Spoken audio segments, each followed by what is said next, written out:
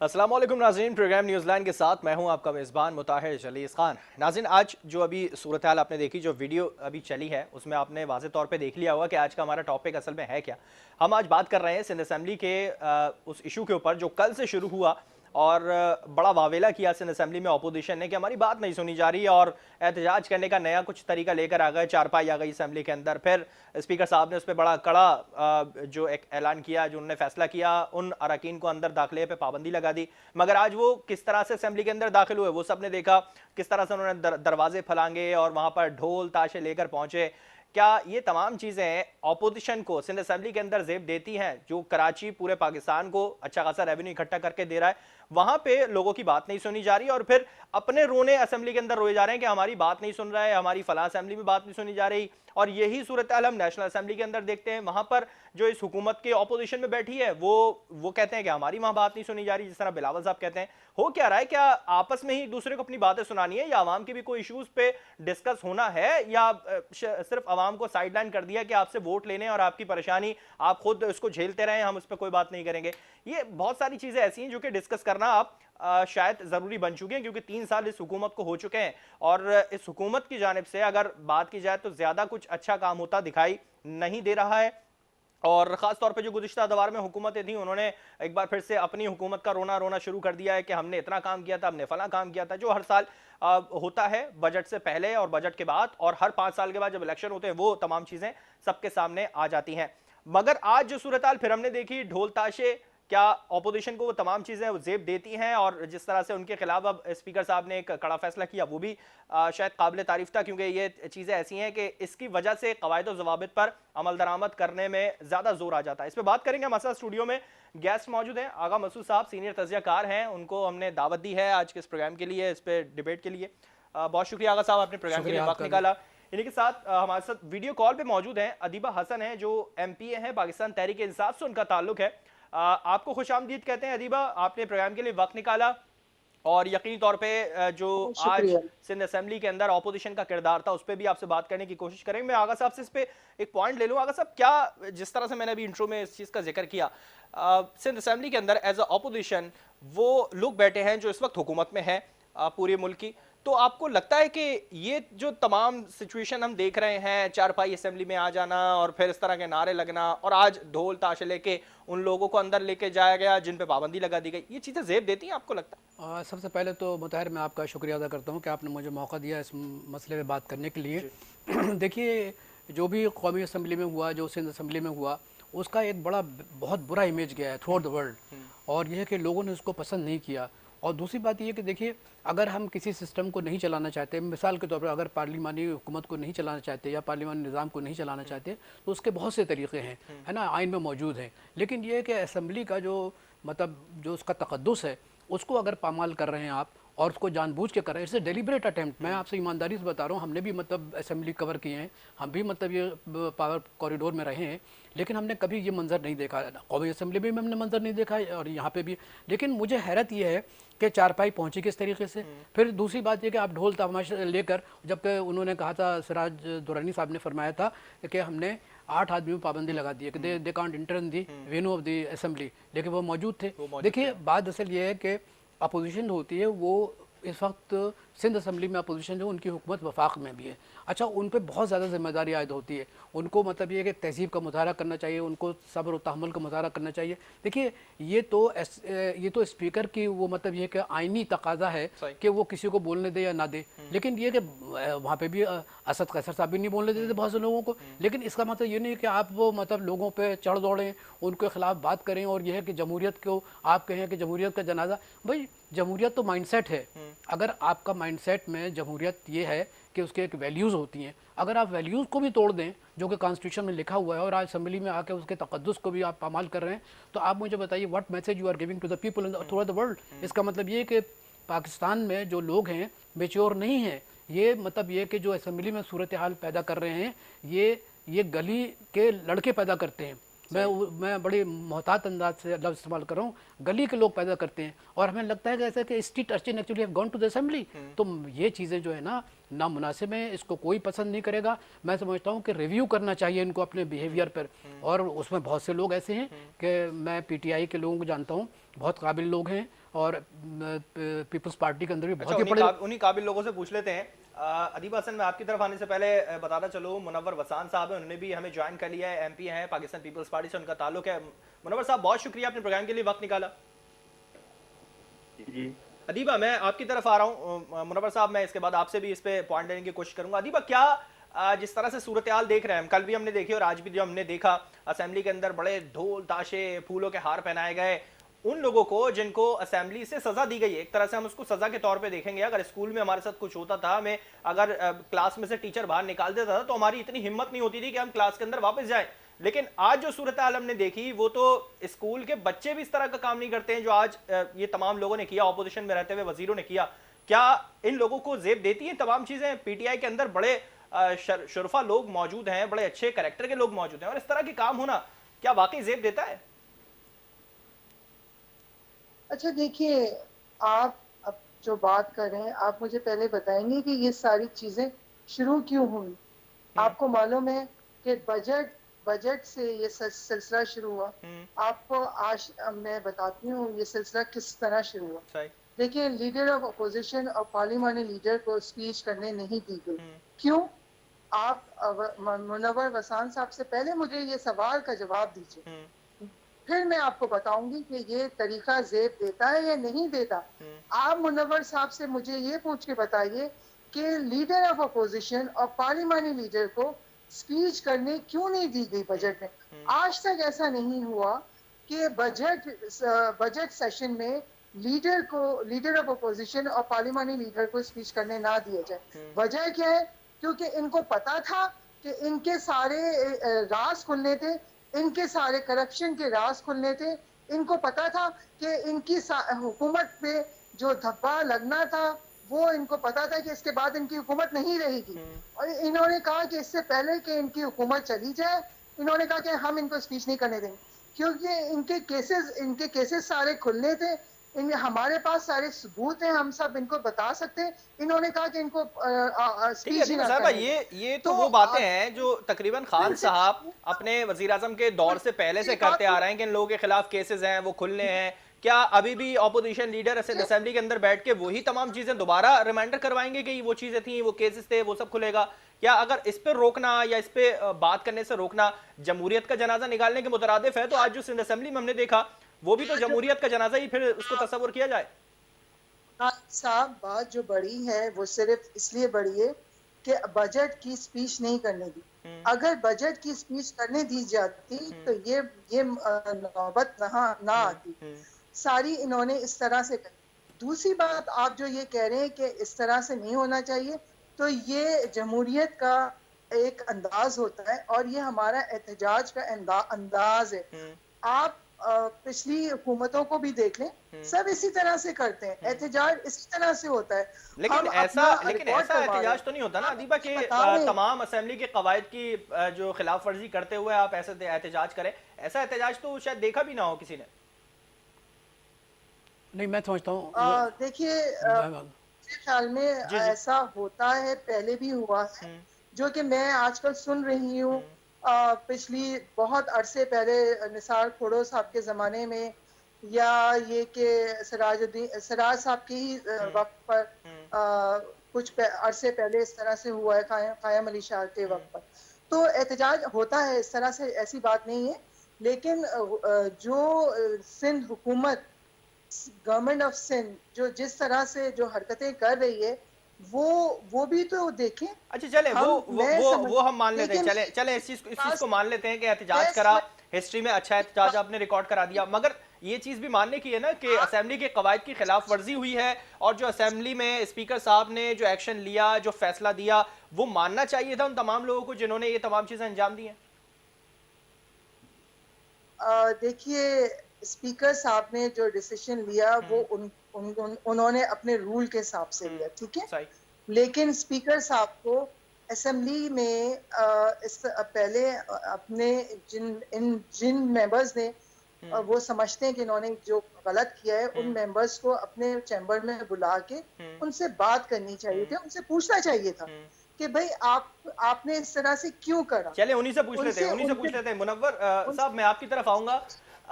जिस तरह से अब जो ऑपोजिशन में बैठे हैं उन्होंने इस चीज पे पॉइंट रेस कर दिया कि हमसे पूछना चाहिए था, हमारी बात तो सुननी चाहिए थी, हमारी बात करनी चाहिए थी। असेंबली के अंदर अगर हम कोई किसी बात पे बहस करना चाह रहे हैं तो हमारे माइक बंद करा दिए जाते हैं, इसीलिए हम ये तमाम चीजें अंजाम दे रहे हैं, ऐसे एहतजाज कर रहे हैं। और आज फिरदौस शमीम नकवी साहब ने कहा कि मैंने इस्तीफा दे दिया है, मैं अपनी बेंच से इस्तीफा दे रहा हूं जहां मैं बैठता हूं, जहां से जीता हूं, क्योंकि हमें बोलने नहीं दिया जाता, हमारी आवाज दबा दी जाती है। तो ऐसा हो रहा है असेंबली के अंदर कि ऑपोजिशन को बोलने का मौका नहीं मिल रहा। अगर यही रवैया नेशनल असेंबली में आपके साथ हो तो क्या वहां भी यही सूरत हाल होगी फिर? भाईजान, मैं शुक्रिया आपका, आपने लाइन पे ले लिया। मैं ये सिर्फ ये बताना चाहता हूँ, अगर इनको बात करनी भी थी तो उस वक्त जब ये चीजें चलती थी, जो उनसे 3-4 दिन चली, इसकी भी हमारी भी सबकी, लेकिन इन्होंने किसी में भी कट मोशन नहीं डाले ना। अगर कट मोशन नहीं डालेंगे तो कैसे पता चलेगा तो ये करेंगे या ये करेंगे। अगर इनको बात करनी थी तो उस वक्त कर लेते, जैसे 3-4 दिन से हो रहे थे ना। उसके अलावा इन्होंने कट मोशन नहीं डाला। हमने कहा हमारी अच्छी बजट हो गई तो उसके हिसाब से सबने बात कर, और बतानी चाहिए थी ना कि लास्ट जिस तरीके से ये आ रहे हैं जनाजा ये वो करके आए, ये हमारी असेंबली है, ये काजान की तरफ से पहले असेंबली है। अच्छा मुनव्वर साहब, अभी पीटीआई का और जिस तरह से अदीबा साहब अभी ये बात कह रही है कि कोई डेट नहीं बताई गई थी। मुनव्वर साहब, कोई डेट नहीं बताई गई थी। उनका ऐसा कहना है कि अगर कट मोशन जमा कराने भी है तो किस तारीख को जमा कराने हैं, फौरी तौर पे देना है, जो चीज पेश की जा रही है उस पर फौरन बात करनी है। कोई ऐसी चीज को कोई डिस्क्राइब नहीं किया गया था। कट मोशन जैसी बंदा वो गलती है तो जो करते हैं तो वो डेली कराना चाहिए था।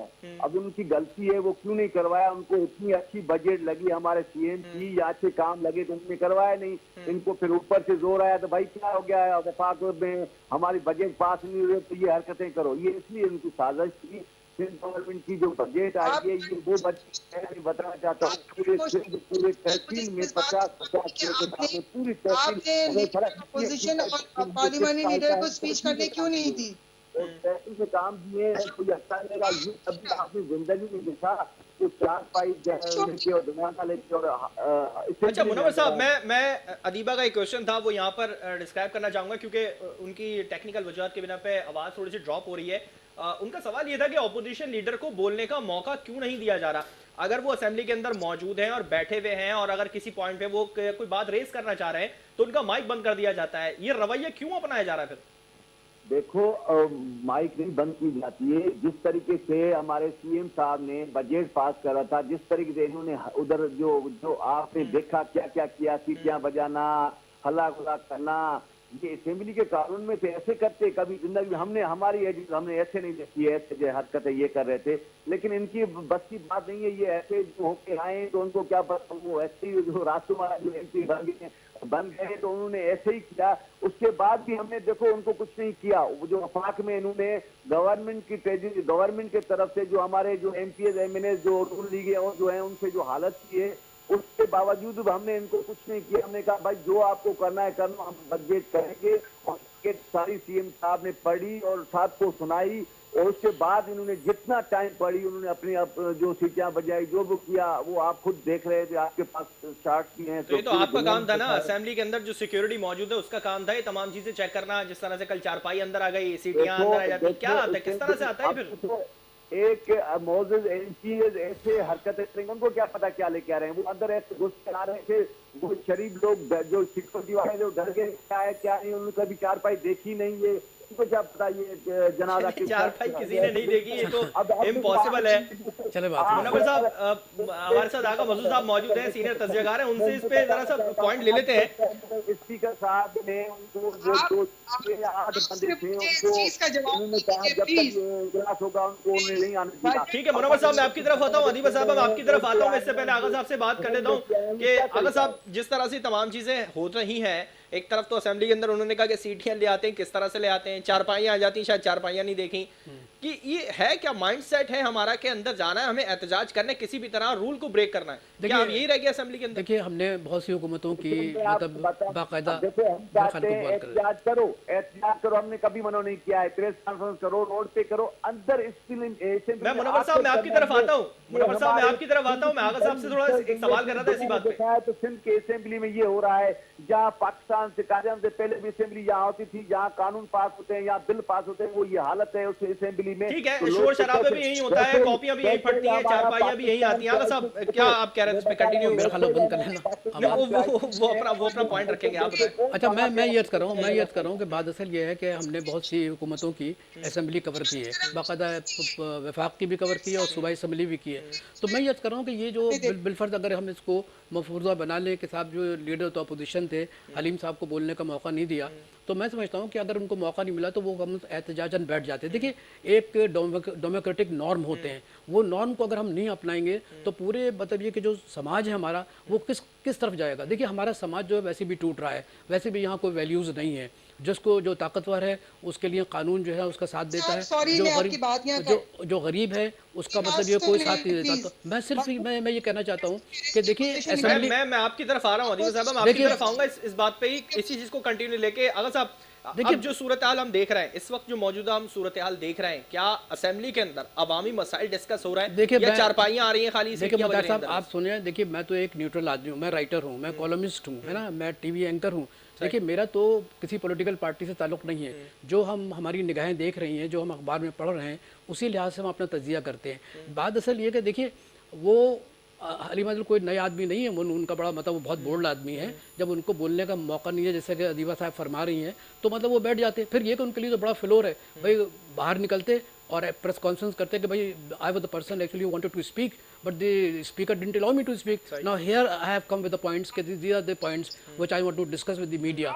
ये देखिए बात असल ये है कि अगर आपका माइंडसेट ये है कि you want to destroy the values of the democratic institutions, then you can do it। तो मैं ये अर्ज कर रहा हूँ कि इसके लिए बहुत सी तावीलें हमें, भाई एहतजाज का तरीका मैंने तो आप यकीन करें कि I am very senior now और मुझे तकरीबन 40 साल हो रहे हैं सहाफ़त में। I have never seen such A agitation. देखिए एजिटेट करें आप, एहतजाज करना हक़ है हिज़्ब इख्तिलाफ़ का, और हिज़्ब इख्तिलाफ़ जो सिंध असम्बली में भी है वो भी गवर्नमेंट इन्वेटिव भी है, ठीक है ना। लेकिन ये कि जो तरीक़ेकार इख्तियार किया गया है उस तरीक़ेकार को मैं समझता हूँ कि आप किसी आदमी से पूछ लें, किसी भी आदमी से जो सड़क पे इस मंज़र को देख रहा है, वो इसको बिल्कुल उसकी अप्रिशिएट नहीं करेगा, वो कहेगा कि ये बहुत बुरा हुआ। देखिए हम एक मैसेज दे रहे हैं नौजवानों को मैसेज दे रहे हैं कि असेंबली में जो हो, चाहे वफाक में हुआ चाहे यहाँ हुआ, हम ये मैसेज दे रहे हैं कि actually we are not a better people to govern the nation. हम लोग इस काबिल ही नहीं है कि हमने, देखिए अब मिसाल तो कराची में गटर का पानी, मैंने कॉलम लिखा, not a single political party actually issued A statement कि भाई यहाँ हमारे गटर का पानी मिल रहा है। 3 कॉलम लिखे मैंने, तीनों कॉलम के अंदर लोगों ने हजारों की तादाद में अप्रिशिएट किया कि भाई there is a gentleman who is going to expose the misgovernment. देखिए मिस मैनेजमेंट भी था, देखिए प्रोविंशियल असेंबली का मिस मैनेजमेंट भी है ना, आप प्रोविंशियल असेंबली का मिस मैनेजमेंट भी है, मिस मैनेजमेंट जो है वो साफ नजर आता है। लेकिन हम लोग जो है ना वो पॉलिटिकल पार्टी तो नहीं है कि कॉन्फ्लिक्ट को इशू करें। मैं इसी पे इनसे सवाल करूंगा कि अगर मिस मैनेजमेंट हो रही है तो इस पे मुनव्वर साहब से बात करेंगे, और अगर तमाम चीजें रेस करना पीटीआई का हक है और उनका जो मोटिव है कि जो अवामी मसाइल हैं वो उठाते हैं, तो उठाए क्यों नहीं जा रहे, इस पे बात करेंगे। ब्रेक के बाद हमारे साथ रहेगा।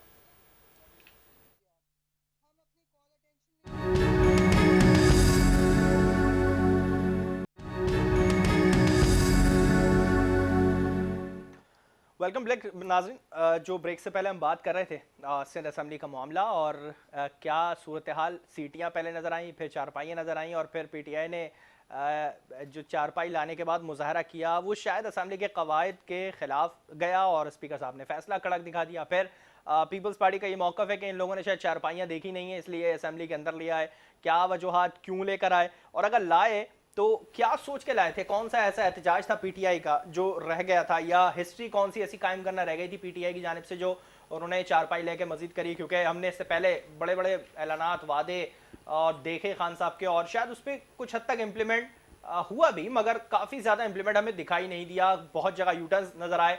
पीपल्स पार्टी जिसपे काफ़ी ववेला करती है कि खान साहब कहते थे, वही सूरत हाल हम इस वक्त असेंबली के अंदर ऑपोजिशन लीडर की जानिब से भी नजर आ रही है और सिंध हुकूमत जो चीजें अच्छे तरीके से बैलेंस कर सकती है वो कर नहीं पा रही है, या उसके हाथ में अब कोई चीज रही नहीं है कि वो बैलेंस कर सके। अदीब साहब, मैं आपकी तरफ आऊंगा क्योंकि हम इस पे बात कर रहे थे और खासतौर पे पीटीआई का किरदार अब सिंध असेंबली के अंदर काफी वाजे अब नजर आना चाहिए था, क्योंकि 3 साल हो चुके हैं और फिरदौस शमीम नकवी साहब को थोड़ा सा बैक करके अली मादी शेख साहब को सामने लाए और वो एक्टिव नजर आए, मगर वो एक्टिव असेंबली के बाहर नजर आते हैं, असेंबली के अंदर नजर नहीं आते। क्या वजूहत है, क्यों ऐसे क्या पॉइंट रेस किए जाते हैं जो शायद सिंध हुकूमत को अच्छे नहीं लगते और माइक बंद कर दिया जाता है? इसलिए कि वो सिंध के मसाइल को सामने लेकर आते हैं। सिंध की जो सिंध गवर्नमेंट के जो करप्शन की बातें हैं वो उनको रेस करते हैं हलीम आदिल शेख साहब, जो कि सिंध हुकूमत को पसंद नहीं आती। सही। इस वजह से सिंध गवर्नमेंट जो है हलीम भाई को ना बोलने देती है और ना ही वो ये चाहती है कि उनके जो है राज खुले। इस वजह से अच्छा अदीबा, कभी अली मादी शेख साहब ने ये ट्राई करा कि हम सिंध हुकूमत की करप्शन के अलावा अवाम के मसाइल पे बात करें तो शायद सिंध हुकूमत उनकी बात सुन ले? बिल्कुल, सिंध हुकूमत बहुत ज्यादा, इनके सारे मिनिस्टर्स, इनका सीएम, इनका बिलावल को मैं क्या बोलूं, उसको तो अब कहना है बिल्कुल बेकार है। ये सब लोग डर गए। ये हमारी पीटीआई से, हमारे लीडर ऑफ अपोजिशन से, प्राइम मिनिस्टर ऑफ पाकिस्तान से, इन सब से ये लोग अब डर गए। इनको खौफ आ गया है कि अब ये लोग जाने वाले हैं और इंशाल्लाह बहुत जल्द जाने वाले। तो मैं वही तो जानने की कोशिश कर रहा हूँ, जाने वाले हैं तो कहाँ जाने वाले हैं? क्योंकि पीपल्स पार्टी 13 साल से सिंध में हुकूमत कर रही है और अब जुनूबी पंजाब के लिए पीपल्स पार्टी पे जरदारी साहब ने बड़ा एक्टिव काम शुरू कर दिया है। आज़ाद कश्मीर में बिलावल साहब खड़े हुए हैं, वहां पर बड़े खिताब चल रहे हैं और हो सकता है शायद पीटीआई वहां पे कुछ कमजोर पड़ती हुई दिखाई दे। तो पीपल्स पार्टी कहाँ जा रही है फिर? पीपल्स पार्टी अपोजिशन में बैठेगी। और अपोजिशन वाले क्या करेंगे उस वक्त? हम गवर्नमेंट में बैठेंगे। चले, आप गवर्नमेंट बैठे, हम उम्मीद करते हैं और अच्छे की यकीनी तौर पे उम्मीद करेंगे। तो हम फिर उस वक्त जान सकते हैं कि आप उस वक्त सिंध की गवर्नमेंट में बैठकर जो इस वक्त मौजूदा मसाइल है कराची के, पूरे सिंध के, सूबे में हुकूमत कैसे चलती है? तो अदीबा, मैं वही जानने की कोशिश कर रहा हूँ, कि अगर अभी आप ऑपोजिशन में हैं, अली मादी शेख साहब की बात नहीं सुनी जा रही है, तो जब आप हुकूमत में होंगे उस वक्त जाके अवाम के मसाइल हल करेंगे? जब तक ऐसी लड़ाई जारी रहेगी, सीटियां बजती रहेंगी, चारपाइयां आती रहेंगी? देखिए, हम तो चाह रहे हैं ना, हम तो बोलते हैं, हम तो अवाम के मसाइल पर ही बोल रहे हैं ना। ये बोलने नहीं दे रहे, ये बात नहीं करने दे रहे, हमारी कॉल अटेंशन के जवाबात नहीं आने देते, ये रेजोल्यूशंस नहीं आने देते, बिल्स नहीं आने देते। इनसे पूछे ना आप, ये क्यों नहीं आने देते? चले, मैं उनसे पूछता हूँ। मैं आखिरी सवाल आपसे करना चाहूंगा ये कि अब तो चारपाई आ गई, पहले सीटियों का एहतजाज हुआ, अब चारपाई का एहतजाज हुआ। अगर अभी भी बात नहीं सुनी गई तो अगला एहतजाज क्या प्लान हो रहा है पीटीआई का? अब ये तो अल्लाह ना करे कोई और एहतजाज का प्लान है, मुझे तो नहीं मालूम, मैं आपको क्या बताऊं। लेकिन मैं सिर्फ इतना कहूंगी कि अगर इनके स्पीकर साहब, मैं अपने वसान साहब से कहूंगी कि स्पीकर साहब को बोलें कि लीडर ऑफ अपोजिशन और इन सब को बुला के मीटिंग करें, इनसे बात करें। क्यों नहीं करें? डर किस बात का है स्पीकर साहब को? चले, मैं मुनव्वर साहब से इस पे पूछ रहा था। मुनव्वर साहब, जिस तरह से अदीबा साहब ने सवाल दिया है कि एक तो सबसे पहले ये कि उनकी बात नहीं सुनी जाती है, ऑपोजिशन लीडर को बोलने नहीं दिया जाता है, और दूसरी चीज उन्होंने दी है कि आपको डर किस चीज का है? क्या पीटीआई करप्शन के केसेस खोल देगी और तमाम चीजें अवाम के सामने रख देगी? शायद इस चीज का डर है पीटीआई को, बोलने क्यों नहीं दिया जाता? असल मुद्दा उनका ये है। भाई, पीटीआई को जितना स्पीकर साहब बोलने देता है जैसा कोई नहीं देता। हर बात में इनको हम पहले ही देते हैं, भाई आप बोलें। इत्तेफाक ये हुआ, अगर इनके अपोजिशन लीडर को बोलना था ही तो पहले देखो, पहले हर मर्तबा ये अपने कट मोशन या ये करते हैं ना, देते हैं, लेकिन इस मरतबा इन्होंने दिया ही नहीं। और उसके अलावा ये आपस में लड़ पड़े तो हम उसको क्या करें? इनकी आपस में नहीं बनी, इनकी और एमक्यूएम की आपस में क्या हुआ तो वो समझ में नहीं आ रहे हैं। वो इतने आपस में लड़ पड़े तो कोई बोलने का इनका मौका ही नहीं अच्छा मिला। मुनव्वर जो साहब, भी यहाँ आपस में यहाँ करते आप एक बात थोड़ी सी ब्रेक कर रहे हैं कि इत्तेहादी और हुकूमत वाले आपस में लड़ पड़े हैं, क्या वाकई ऐसा हो रहा है असेंबली के अंदर? तो मैंने कहा ये आपस में वैसे एमक्यूएम और ये इकट्ठे होते थे ना, बिल्कुल तो बिल्कुल उसमें क्या हुआ, बेचार एमक्यूएम वालों ने भी एक्सेप्ट किया बजट को, बिल्कुल। तो इनको अच्छा नहीं लगा। इन्होंने जिस तरीके से उधर शोर मचाया वो भी आपने देखा। सही। तो जिस तरीके से डेली स्पीचें होती थी, तारीफ चलती सही। थी, वो भी इनको अच्छा नहीं लगा। इन्होंने सही। हल ये निकाला तो हम कोई बात करें, कोई झगड़ा करें, कोई फशरी करें। इनकी जब सीटें बजाना शुरू किया, रोज कोई ना कोई तंग कर रहे थे, उसको उनको मजा नहीं आ रहा था, तो उन्होंने कहा भाई और तंग करें। तो भाई उनको ये पता नहीं था, तो भाई असेंबली में हर साल बजट होती है, कट मोशन होते हैं, ये होते हैं, वो क्यों नहीं किया इन्होंने? किसने मना तो नहीं किया ना। अगर इनको चलो ठीक है बात नहीं करने दी तो एहतियातन ये एहतजाज करते, ये अंदर घुस के ये क्या है, जनाजा चारपाया, ये क्या है? मैं चाहता हूं अगर इनको कहते, लोग इनको अच्छा कहते, यार देखो इनको बात नहीं करने दी। अगर इनकी अपनी गलतियां हैं, अब सवाल खुद नहीं करते हैं, बात खुद नहीं करते हैं, फिर बाहर जाके माइक तोड़ते हैं, बाहर जाके ये जो भी प्रेस कॉन्फ्रेंस करते हैं, अंदर कोई मना तो नहीं करता है इनको। अच्छा, यही तो मुनव्वर साहब, यही तो हम अदीबा साहिबा की बात को भी आगे कन्वे कर रहे थे कि अगर वो कह रहे हैं माइक बंद कर दिया जाता है, ऑपोजिशन लीडर की बात नहीं सुनी जाती है। आज फिरदौस शमीम नकवी साहब ने बोली कि मैं रिजाइन दे रहा हूं पीएस 101 से, जो वो सीट से जीते हैं, क्योंकि बोलने नहीं दिया जा रहा। सबसे बड़ा पीटीआई का जो मसला है वो कह रहे हैं कि बोलने नहीं दिया जा रहा है। तो बोलने दें, क्यों नहीं बोलने दिया जा रहा है? ये वजह तो होगी कोई ना कोई पीपल्स पार्टी में। इनका शमीम साहब ने बात कर ली, बोल दिया, उसने कहा मैं ऐसी बात दे रहा हूँ। अब उसमें आपस में कोई लड़ाई हुई है, इससे पहले अपोजिशन लीडर था, वो उससे छीन लिया है, तो उसको मजा नहीं आ रहा था। उसने कहा मैं अपोजिशन ऐसी बात दे रहा हूँ, मौका दे के वो कर रहा था। और ये जो पैसा वो दूसरा दीवान ने साहब ने भी बोला, किसी को जो थे उन्होंने बोला। अब जैसे खुरम साहब नहीं आए तो हम क्या करें? उनको बोलने का तो हक है, खुद नहीं आ रहे तो हम क्या करें? वो हमने तो 4 बंदों को, अच्छा मतलब अगर बोलने के लिए अंदर आते हैं तो इनको अलाउ किया जाएगा बोलने के लिए? माइक तो बंद नहीं होंगे? स्पीकर साहब ऑर्डर तो नहीं देंगे इसका? भाई देखो कैसे माइक कभी बंद हुई नहीं है, ये ऐसे बोल रहे हैं। देखो जो इनको मौका देते हैं बोलने का, हर चीज का इनको कहते हैं, लेकिन ये नहीं तरीका था जो पूरी दुनिया ने देखा है। पूरी सिंध की पूरी इंसल्ट हुई है। ये खुद ये अदी हमारी बहन है अदीबा साहिबा, वो खुद करे तो हमारी गलती हुई है। अगर ये अच्छा होगा लोग इसको कहेंगे वाकई ये चले। पूरी दुनिया ने तो बहुत सारे एहतजाज अब देख लिए हैं असेंबली के अंदर, जो हमने देखा अभी गुज़िश्ता दिनों भी हुआ असेंबली के अंदर, किताबें एक दूसरे पे फेंकी गई, जो चीजें सब होता है, सब यकीनी तौर पे आंखें रखते हैं, दिमाग रखते हैं, सब देखते हैं, समझते भी हैं। किताबें फेंकी गई तो किसने स्टार्टिंग की? वो गवर्नमेंट के धुरने की, वो गवर्नमेंट। अब यही है ना, किसने स्टार्ट करा किसने स्टार्ट नहीं करा, बात तो यही आगे फिर फंस जाती है। आगा साहब मैं आपकी तरफ आऊंगा। जो सूरत हाल अब यहाँ आ चुकी है, आपने दोनों पॉइंट को सुन लिया है, क्या लग रहा है आपको कि कहीं मेच्योरिटी नजर आती है असेंबली के अंदर? ऐसे लोग बैठे हुए हैं कि चीजें जो कानून बनाने वाले हैं वही कानून तोड़ रहे हैं। क्या देखिए पीपल्स पार्टी पॉसिबल है कि मजीद कानून चल रहा है हमारे मुल्क के पीपल्स अंदर? पार्टी के अंदर और तहरीक इंसाफ के अंदर बहुत अच्छे लोग हैं, मैं ज़ाती तौर पर जानता हूँ, they are highly educated people. देखिए लेकिन सबसे बड़ा अदीबा हसन का जो एक जो जुमला है वो मुझे बहुत पसंद आया, वो ये है कि जनाब सिराज साहब इनको बुलाएं, अपने चैम्बर में बुलाएं। चैम्बर में बुलाने के बाद ये कुछ पॉइंट्स रखेंगे, भाई ये पॉइंट्स हैं दोनों तरफ से कि ये पॉइंट्स हैं, इस पॉइंट पर हम लोग एग्री कर जाते हैं, जैसे कि कैसा असद साहब ने किया है ना। तो मैं ये जानता हूँ कि अगर इस किस्म की मतलब कम्युनिकेशन हो जाए, क्योंकि इन दोनों के दरमियान कम्युनिकेशन गैप है, क्योंकि पीपल्स पार्टी की अक्सरियत है वहाँ पे, वो जो चाहे करा सकते हैं क्यों।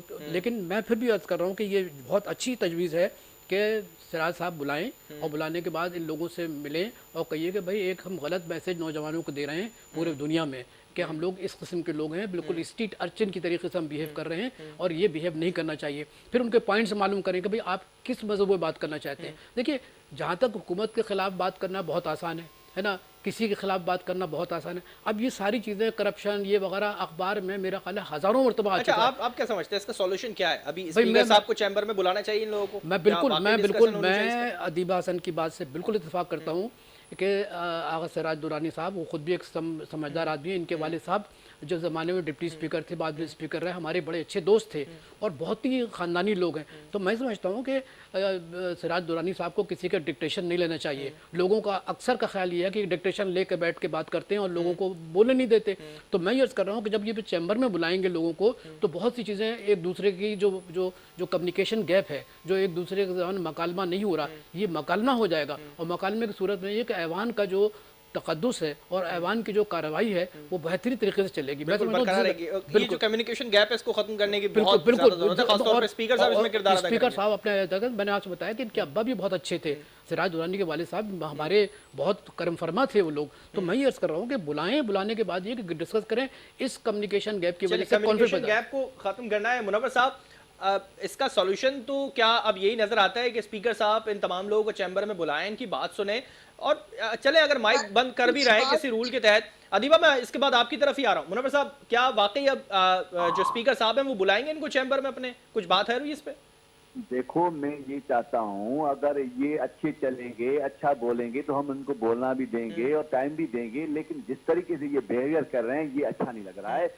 ये पूरे पाकिस्तान सिंध की बेइज्जती हो रही है। अगर ये क्यों नहीं बोलने, पहले भी बोलने दिया है, बहुत बोलते हैं। 3-3 इनका अपोजिशन लीडर था जब भी, तो इन 3-3 घंटे बोलता था। अभी उसने खुद इस्तीफा दे दी तो हम क्या करें? उसने वो किस वजह से उसको हटा दिया तो हम क्या कर सकते हैं? अच्छा, तो हम क्या कर सकते हैं? चले अगर इस्तीफा दे दिया उन्होंने, चले मैं इसी को समराइज करने की कोशिश कर रहा हूँ कि अगर इस चीज का, इस मामले का सॉल्यूशन ये है कि इनको अपने चैम्बर में बुलाया जाए, स्पीकर साहब बुलाएं और बुला के बात कर लें। चले अगर इस चीज पे बेहतर हो सकता है, इसके बाद शायद हो सकता है उनका रवैया भी अच्छा हो जाए ऑपोजिशन का। एग्जैक्टली आपको बताऊं, वैसे बजट तो पास हो गई, बाकी नेक्स्ट टाइम जो भी होगा ये आवाम को दिखाएं हमारी गलती है, हमने जो एक्शन लिया है सॉरी, उसके बाद जैसे कहेंगे हम करने देंगे। ऐसी नहीं है तो हम नहीं करने देंगे। चलिए, रवैया बेहतर होना चाहिए। अदीबा साहब, क्यों नहीं मना करेंगे? हम मना नहीं करेंगे, लेकिन मुझे समझ में नहीं आ रहा है ऐसे रवैया क्यों अख्तियार कर रहे हैं। ये जैसे भाई मुनव्वर साहब को कम से कम सुनिए, मुनव्वर साहब को मैं अदीबा साहब की तरफ जाऊंगा क्योंकि टाइम बहुत शॉर्ट है। अदीबा साहब, क्या वाकई अब जिस तरह से अगर स्पीकर साहब बुलाते हैं, अपने चैम्बर में बुला के बैठ के बात करते हैं ऑपोजिशन लीडर से और तमाम चीजों पे अच्छे तरीके से हैंडल किया जाता है चीजों को, तो क्या हम समझ सकते हैं मुस्तकबिल में ऑपोजिशन जो असेंबली के अंदर है वो अपना रवैया मजीद दुरुस्त कर लेगी, अपना लहजा, अपना तरीका, सब चीजें जो ये कम्युनिकेशन गैप खत्म होने के बाद क्या ये तमाम चीजें बेहतर हो जाएंगी पीटीआई की जाने से फिर?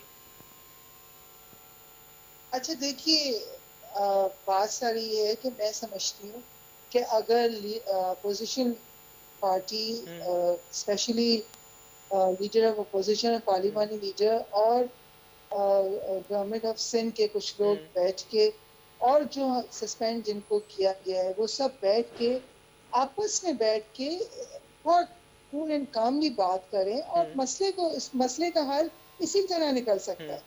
और कुछ उनकी भी बात मानी जाए, कुछ हमारी भी बात मानी जाए, तो मैं समझती हूँ इस मसले का बिल्कुल हल निकलेगा। कुछ एक स्टेप वहां से उठे, कुछ एक स्टेप यहाँ से उठे, तमाम मामला इसी तरह हल हो सकता है। अदीब साहब, मैं आखिरी सवाल करूंगा, फिर मैं इसके बाद वाइंड अप की तरफ जा रहा हूँ।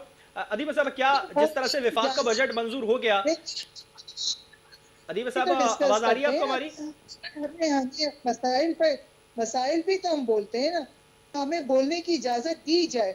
मैं अदीब साहब यही कह रहा हूँ कि मिलनी चाहिए और मुनव्वर साहब भी इस बात को डिस्कस कर रहे हैं कि होना चाहिए, तमाम जो रवैये हैं वो बेहतर होंगे तो कार्रवाई भी अच्छी चलेगी, कवायद और ज़वाबित की खिलाफ वर्जी भी नहीं होगी।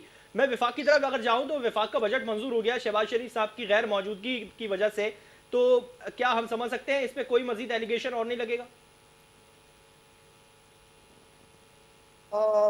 देखिए, ये तो वफाक ही जानेगा और वफाक को ही ज्यादा पता होगा इसके बारे में। मैं आपको बता नहीं सकती कि मैं क्योंकि मैं असेंबली से ही हम लोग जब वापस आए तो मैंने अभी देखा नहीं, लेकिन वफाक ही सही बात बताएंगे आप।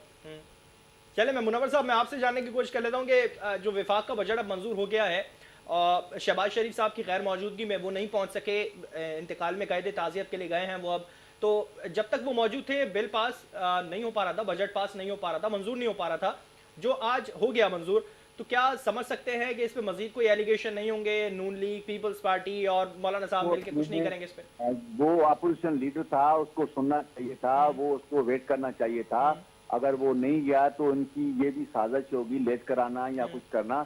अगर वफाकी बजट हो गई है, आप उन्हें लीडर देखो वो फिर भी खामोश हो गया, उनकी थोड़ी उनकी गलती थी, लेट पहुंचा, कुछ भी हुआ, लेकिन इनके तरीके से ये तो नहीं है भाई हमारी स्पीच नहीं करने दिया, चीखें करना।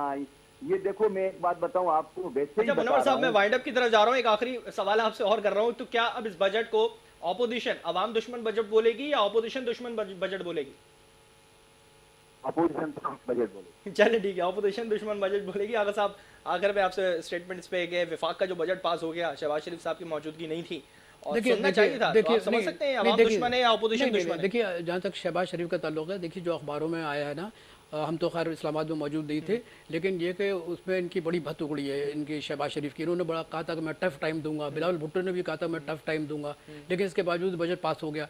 बल्कि वहाँ पे जो गैलरी में कवर करते हैं असम्बली की कार्रवाइयों को, उन्होंने कहा कि हिज़्ब इख्तिलाफ का रवैया लैक लस्टर था, मतलब they were not interested actually to come out with very tangible points. नहीं तो उस वजह से जो है बजट तो पास हो गया, और बजट को वैसे ही पास होना था, लेकिन इनकी प्रिपरेशन नहीं थी। इसकी वजह ये कि जिनके जो जुमले थे, इन्होंने जो बात की ना, वो सिर्फ ये बात की इनकॉम्पिटेंट है ना, बुरे हैं, करप्शन है। भैया ये चीज़ें जो है ना लोगों को पसंद नहीं है। तो आपको क्या लगा कि अवाम दुश्मन बजट था, अवाम दोस्त बजट था या ऑपोजिशन दुश्मन बजट था? नहीं देखिए, अपोजिशन ये बजट जो था ना, अंडर दी प्रेजेंट सर्कमस्टांसेस, जो इस वक्त जो हालात थे ना कोविड वजह से, जिस तरीके से हमारी इकोनॉमी है मुश्किल से ग्रो कर रही है, मैं समझ it was at A reasonable budget हमारी इकोनॉमी को सपोर्ट करेगा।